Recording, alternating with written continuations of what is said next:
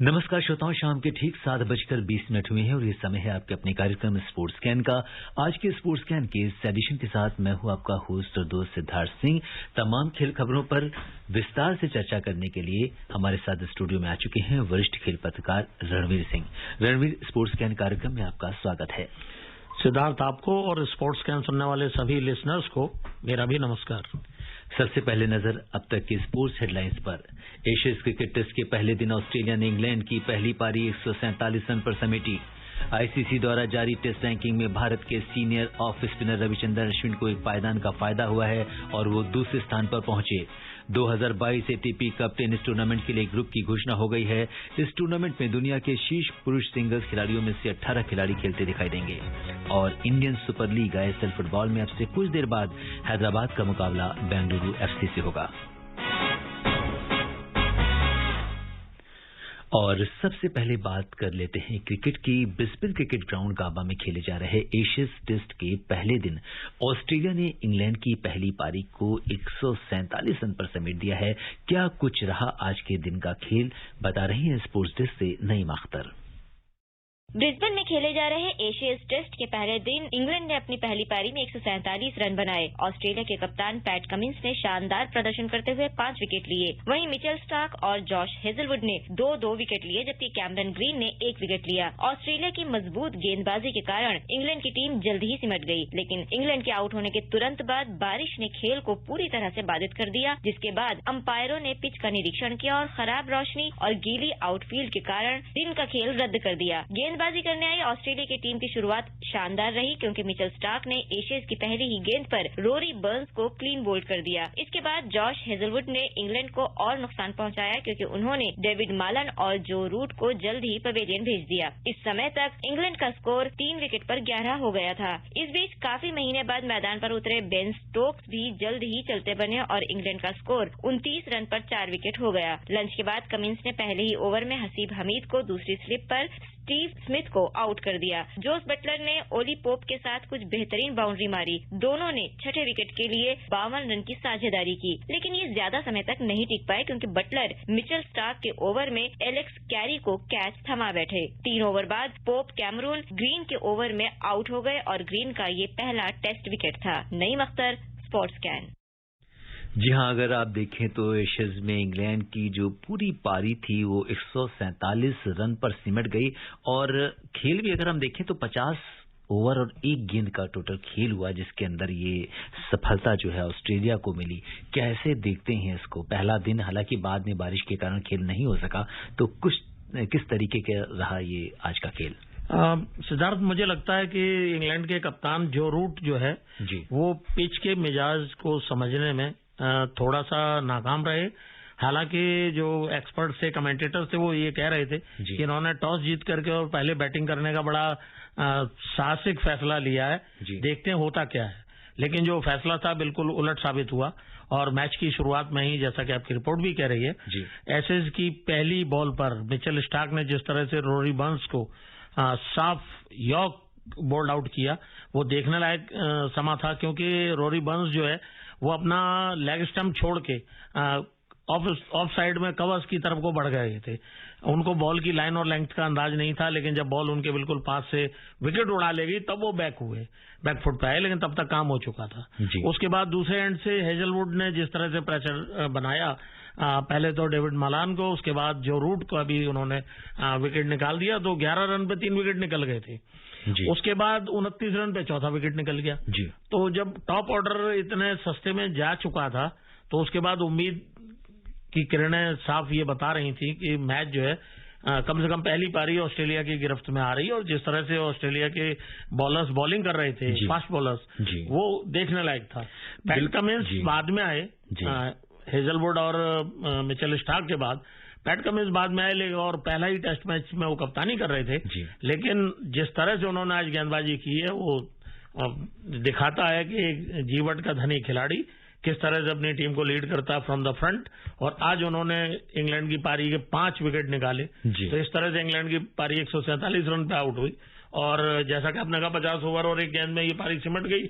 उसके बाद बारिश होने लगी तो फर्दर आज का दिन का मैच नहीं हो सका। यहाँ सिद्धार्थ में एक बात और जोड़ूंगा जी, कि रिकॉर्ड ये बता रहे हैं कि पिछले 10 एसेज के जो टेस्ट मैच ऑस्ट्रेलिया में हुए हैं उसमें से 9 में तो ऑस्ट्रेलिया जीता है और 1 टेस्ट मैच ड्रॉ रहा है। तो आप समझ लीजिए कि 10 में इंग्लैंड का कहीं जब नंबर नहीं है, उसी तरह का परफॉर्मेंस उन्होंने आज भी जारी रखा है। जी बिल्कुल, और जिस तरीके से ये पूरा मैच रहा, इस मैच में जो मुख्य किरदार हैं पैट कमिंस हैं, जो एक कप्तान के रूप में, जैसा कि आपने कहा, पहला मैच खेल रहे थे और 5 विकेट तो लिए हैं, लेकिन इकोनॉमी भी अगर आप देखेंगे तो 38 रन सिर्फ दिए हैं और 5 विकेट उन्होंने लिया है और बहुत ही शानदार प्रदर्शन जो है वो किया है। और टॉस की अगर हम बात करें तो आज जो टॉस था उसके ऊपर आप क्या कहेंगे? देखिए, टॉस जीतने के बाद जैसा विकेट दिख रहा था जी, इंग्लैंड को पहले गेंदबाजी करनी चाहिए थी, लेकिन उनको अपनी बल्लेबाजी पे ज्यादा भरोसा था या जो भी है, विकेट को रीड करने में थोड़ा सा दिक्कत हुई, क्योंकि विकेट ये कोई फैक्ट्रीज बन के तो आता नहीं है, मिट्टी है, उसको समझने में, पढ़ने में बड़े बड़े कई बार फेल हो जाते हैं। तो आज शायद जो रूट का भी दिन नहीं था कि टॉस जीत करके उन्होंने पहले बैटिंग करना ठीक समझा और उसके मुताबिक फिर बैटिंग हो नहीं पाई। जी बिल्कुल, और अगर हम रूट की बात करें तो 8वीं बार आज जोश हेजलवुड का शिकार बने। हेजलवुड ने एक सटीक और शानदार सेटअप के साथ रूट को फंसाने का काम किया। उन्होंने पहले लगातार रूट को बैकफुट पर खेलने को मजबूर किया और फिर फ्रंट फुट पर आकर खेलने का न्योता दिया और उसी चाल में जो है वो रूट फंस गए। होता यही है, जो उन्होंने 8 गेंदें खेली भी थी, उन 8 गेंदों में भी एक भी बॉल ऐसी नहीं थी जिसको वो कॉन्फिडेंस से खेल पा रहे थे जी। हालांकि जो उनके दूसरे ओपनर थे हाफिज हमीद, उन्होंने बहुत शानदार बैटिंग की। उनका ऑफ साइड, ऑन साइड जो भी स्ट्रोक्स वो मार रहे थे, अच्छे मार रहे थे, लेकिन दूसरी तरफ से जिस तरह से लगातार विकेट जा रहे थे तो कहीं ना कहीं फिर बल्लेबाज होपलेस हो जाता है जी। तो उस तरह से वो आउट हुए, लेकिन उससे पहले वो जितना उन्होंने रन बनाए, 25 रन बनाए थे, लेकिन एज ए ओपनर बहुत कॉन्फिडेंस के साथ उन्होंने ओपनिंग की थी। और यहाँ पे अगर हम देखें रणवीर, तो पिछले 5 सालों में पहली बार ऐसा हुआ है जब टीम में ना ही जिमी एंडरसन है, ना ही स्टुअर्ट ब्रॉड। इस बात का रूट को खामियाजा भी भुगतना पड़ सकता है, क्योंकि 2006 की एशिया सीरीज के बाद भी ये पहली बार हुआ है जब ये दोनों गेंदबाजों को टीम में शामिल नहीं किया गया है। इस पिच पर गेंदबाजों के लिए काफी मदद है और ये दोनों गेंदबाजों की मौजूदगी शायद थोड़ा बहुत परिणाम को बदलने में मदद कर सकती थी। लेकिन जिस तरह से बताया गया कि एंडरसन को रेस्ट दिया गया है इस मैच में, तो अब जो उनके खिलाफ गया वो ये था कि मैच के विकेट को रीड नहीं कर पाए और पहली बॉल से जिस तरह से विकेट निकलने शुरू हुए, पहली बॉल पे जो यॉर्क आउट हुए रोरी बर्न्स, वहीं से इंग्लैंड का मामला समझ में आने लगा था कि हो क्या रहा है। और उसके बाद देखते ही देखते एक के बाद एक 29 पे 4 एक समय हेजलवुड का जो बॉलिंग एनालिसिस था 7 ओवर 4 मेडन 3 रन 2 विकेट। जी बिल्कुल। बात कर लेते हैं टेस्ट रैंकिंग की। आईसीसी द्वारा जारी टेस्ट रैंकिंग में भारत के senior off spinner Ravichandran Ashwin को एक पायदान का फायदा हुआ है और वो दूसरे स्थान पर पहुंच गए, जबकि उनके साथी और सलामी बल्लेबाज मयंक अग्रवाल ने न्यूजीलैंड के स्पिनर एजाज पटेल के साथ बड़ी छलांग लगाई। तो ये रैंकिंग में जो है, अगर हम अश्विन की बात करें तो अश्विन टेस्ट में अगर हम देखें तो उनसे ऊपर सिर्फ ऑस्ट्रेलिया के कप्तान पैट कमिंस हैं और वहीं वेस्टइंडीज के जेसन होल्डर टेस्ट में दुनिया के नंबर 1 ऑलराउंडर है। अश्विन ने न्यूजीलैंड के खिलाफ सीरीज में 70 रन बनाए थे और 14 विकेट भी अपने नाम किए थे। तो इस सीरीज की अगर हम बात करें तो भारत के सबसे सफल गेंदबाज भी थे। सबसे सफल गेंदबाज रहे, लेकिन मुझे ऐसा लगता है कि इंडियन क्रिकेट मैनेजमेंट को अक्षर पटेल पे थोड़ा सा भरोसा ज्यादा करना चाहिए। जिस तरह का वो ऑलराउंडर खिलाड़ी है, जिस तरह से वो रन बनाता है जरूरत के वक्त और अच्छी पारियां खेलते हैं, ये नहीं बहुत जल्दी आउट हो जाए, चौके छक्के अच्छे लगाते हैं, क्योंकि हाइट उनकी बहुत अच्छी है, विकेट जल्दी अपना नहीं देते हैं। उसके बाद जब बॉलिंग करते हैं तो उनकी गेंदों में बहुत पैनापन होता है। तो मुझे लगता है उनको जितने भी सीमित चांस मिले हैं उसमें उन्होंने ये करके दिखाया है कि वो भविष्य के भारत के ऑलराउंडर नंबर 1 हो सकते हैं, बशर्ते टीम मैनेजमेंट उनमें भरोसा जताए। बिल्कुल। और अगर रवींद्र जडेजा की बात करें तो वो चूंकि दूसरा मैच सीरीज का नहीं खेले थे तो उससे उनको नुकसान हुआ है और वो 2 पायदान नीचे आकर ऑलराउंडर की रैंकिंग में चौथे स्थान पर पहुंच गए हैं और टेस्ट में टॉप 10 जो गेंदबाज हैं उसमें अश्विन के अलावा तेज गेंदबाज जसप्रीत बुमराह का नाम शामिल है। बुमराह 10वें स्थान पर बने हुए हैं और अगर बल्लेबाजी की बात करें तो रोहित और कोहली भी टॉप 10 में यहाँ पे शामिल हैं। रोहित शर्मा 5वें और कप्तान विराट कोहली 6ठी पायदान पर बने हुए हैं। और कमाल की बात यह है कि जो मयंक अग्रवाल हैं सबसे लंबी छलांग उन्होंने लगाई है, 31 स्थान का फायदा हुआ है और वो 11वें पायदान पर पहुंच चुके हैं। वहीं शुभमन गिल को 22 पायदान का फायदा हुआ है और वो 46वें स्थान पर आ चुके हैं। न्यूजीलैंड के खिलाफ सीरीज में अपने टेस्ट करियर की धमाकेदार शुरुआत करने वाले श्रेयस अय्यर 66वें पायदान पर हैं। वहीं रहाणे और पुजारा जैसे खिलाड़ियों को आईसीसी रैंकिंग में नुकसान उठाना पड़ा है। तो ये तो बात थी आईसीसी टेस्ट रैंकिंग की। बात करते हैं फुटबॉल की। सैफ अंडर 19 महिला चैंपियनशिप में हिस्सा लेने के लिए भारत की अंडर 19 महिला फुटबॉल टीम आज ढाका पहुंची, जहां वो टूर्नामेंट में अपनी चुनौती पेश करेगी। भारतीय टीम पहला मैच 13 दिसंबर को श्रीलंका के खिलाफ खेलेगी। टीम गोवा में अभ्यास कर रही थी। मुख्य कोच एलेक्स एम्ब्रोस का मानना है कि कैंप में खिलाड़ियों को बेहतर प्रदर्शन करने में मदद मिलेगी। आज टीम के रवाना होने से पहले एम्ब्रोस ने कहा कि हमने गोवा में प्रशिक्षण लिया है और सभी परिस्थितियों के अनुकूल होने की कोशिश कर रहे हैं। एम्ब्रोस ने बताया कि ये दुनिया में हर किसी के लिए कठिन समय है और हमें प्रशिक्षण और खेलने का मौका मिला, जिसके लिए मैं बहुत खुश हूं। हम निश्चित रूप से अच्छा प्रदर्शन करना चाहते हैं और महासंघ द्वारा हमारा समर्थन उनको मिल रहा है ताकि हम उनकी उम्मीदों पर खरा उतर सकें। भारत अपना दूसरा मैच 15 दिसंबर को भूटान के खिलाफ खेलेगा। उसके बाद 17 दिसंबर को बांग्लादेश, फिर नेपाल की बारी आती है जो मैच 19 दिसंबर को खेला जाएगा और इसके बाद फाइनल शीर्ष जो टॉप 2 टीम्स होंगी वो 22 दिसंबर को खेले जाने वाले फाइनल में एक दूसरे से मुकाबला करेंगी। तो ये तो बात थी फुटबॉल की। और आपको क्या लगता है अंडर 19 अगर रणवीर देखें तो महिलाओं की जो चैंपियनशिप है भारत की भूमिका किस तरीके से होगी? भारत चूंकि बड़ा देश है और भारतीय महिलाएं पिछले 7-8 साल से अच्छा परफॉर्मेंस दे रही हैं, एक्सपोजर भी उनको काफी मिल रहा है। तो तमाम जो टूर्नामेंट्स होते हैं एशिया लेवल के, उनमें टीम बाहर जाती है, खेलती है, परफॉर्म करती है, कभी अच्छा होता है कभी नहीं होता है, मिला जुला प्रदर्शन रहता है। लेकिन यहाँ इन सब कॉन्टिनेंट में उम्मीद करते हैं कि भारतीय महिला टीम अच्छा परफॉर्मेंस करेगी। बिल्कुल। अगर गोलकीपर की बात की जाए तो अंशिका, अदिरा सरखेल, मंजू गंजू हैं इसमें। डिफेंडर में अस्तम उरांव से उम्मीद होगी, निशा से, नेबला देवी से उम्मीद होगी। मिडफील्डर में पूनम, नीतू लिंडा, बबीना देवी, ये इन्होंने काफी अच्छा प्रदर्शन किया है। फॉरवर्ड में करेन स्टोसियो, अमीशा बक्सला, इन्होंने भी बेहतर फुटबॉल खेला है। तो देखना दिलचस्प होगा कि यहाँ पे भारतीय टीम का जो मुकाबला है या जो प्रदर्शन है वो किस तरीके का रहता है। 2022 एटीपी कप टेनिस टूर्नामेंट के लिए ग्रुप की घोषणा हो गई है। इस टूर्नामेंट में दुनिया के टॉप 20 पुरुष सिंगल्स खिलाड़ियों में से 18 खिलाड़ी आपको खेलते दिखाई देंगे। इनमें नोवाक जोकोविच, Daniil Medvedev, Alexander Zverev, Stefanos Tsitsipas और आंद्रे रूबलेव जैसे स्टार खिलाड़ी शामिल हैं।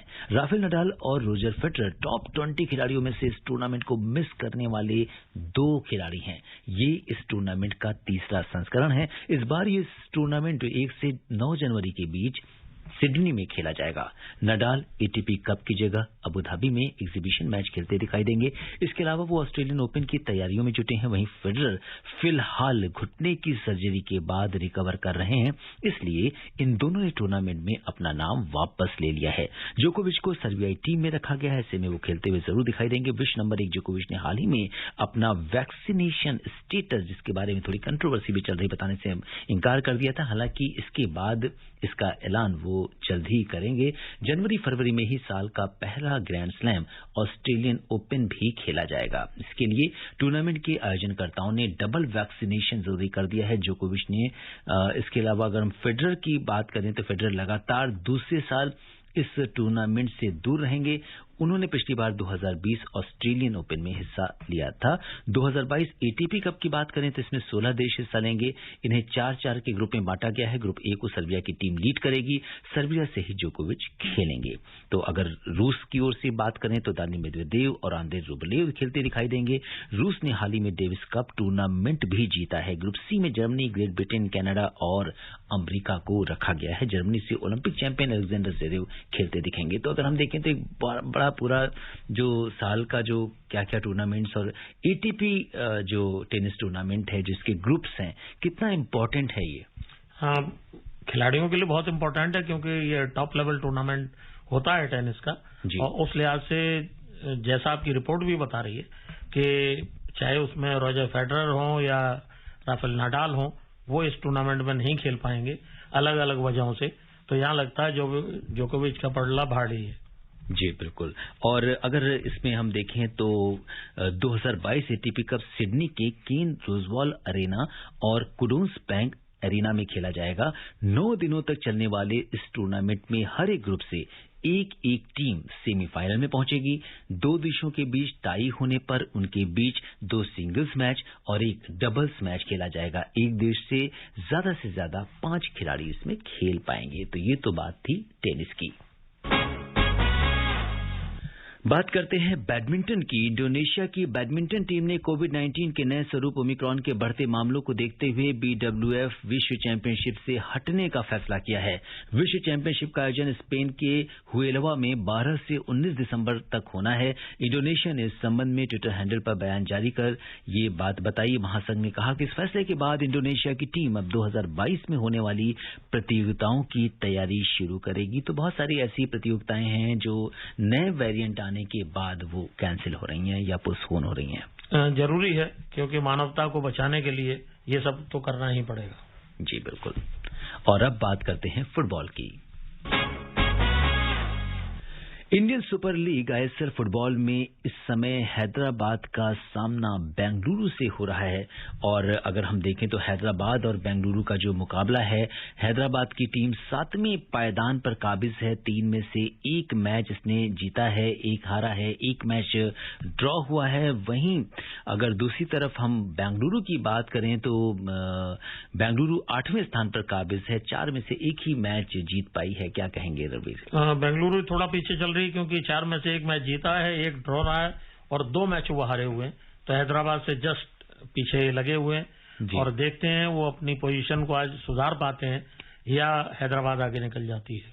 बिल्कुल। अभी अगर हम तालिका की बात करें तो मुंबई सिटी 4 में से 3 मैच जीती है। 1 मैच में से हार का सामना करना पड़ा है। 12 गोल इस टीम ने किए हैं, 5 गोल खाए हैं और 9 अंक लेकर तालिका में शीर्ष पर है।